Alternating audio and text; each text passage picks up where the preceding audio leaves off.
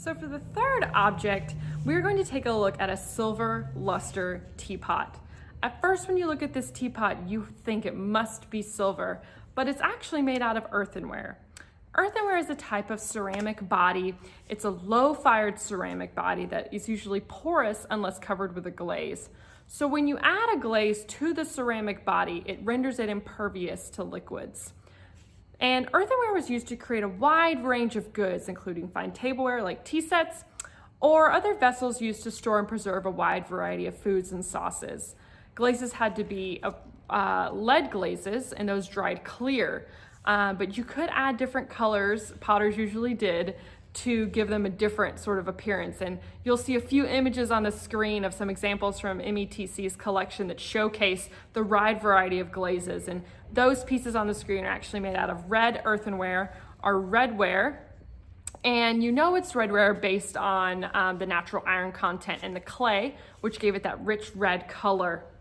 And let's take a look a little bit at METC's pot, and you can see this right here. You see a little chip right here, and that really shows you that this is an earthenware body. And we'll take another closer peek at the image on the screen as well, and you can kind of see how that is an earthenware body.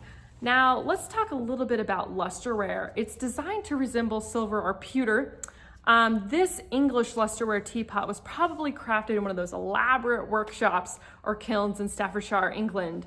Several luster ceramics were popular in the early 19th century. The silver-like appearance was usually created using an oxide of platinum.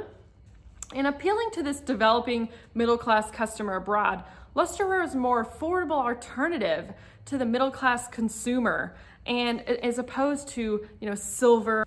These were usually called poor man's silver. But let's look at this teapot, and let's look beyond its materials, construction, and let's ask a few questions. What drink was used in a vessel like this? What does this vessel tell us about America's connection to tea in the early 19th century? How did America require tea? What does this tell us about America's role with trade in that period? What does this vessel tell us about leisure time in the early 19th century, late 18th century? Why was this vessel made? For what market? What about the drinking habits of the period? Can we figure out the date of this object based on its stylistic tendencies? Let's do a quick dive into tea. So a vessel like this one right here, as you can see, was used for tea. So tea has quite the tumultuous relationship in the United States. It was a popular drink in the 18th century, usually a marker of social status during the colonial period. Now, usually teas were imported from China. You had the British East India Company who controlled the tea that came both to England and American teapots. Now, once independent, America did trade directly with China, and you would have those ships coming from Canton and arriving home to New York and other ports along the East Coast. American women loved to entertain. So think about the effect of leisure time, and who had time in the late 18th and once independent, the 19th century, to have leisure time to entertain people. And you would have tea time and a cup of tea to share with everyone. And this little teapot here really does look like silver, doesn't it? So think of the type of woman who would have this in her home to impress her friends, and it really does resemble silver, doesn't it? Now, this well-equipped tea table would have a teapot, cups, saucers, cream pitcher, sugar bowl, and all of these other pieces. Tea services were very elaborate. Now with this one, we only have the teapot, but I bet you can imagine all the pieces that went with this. But let's take a little bit off of that, and now let's think about the construction of this object.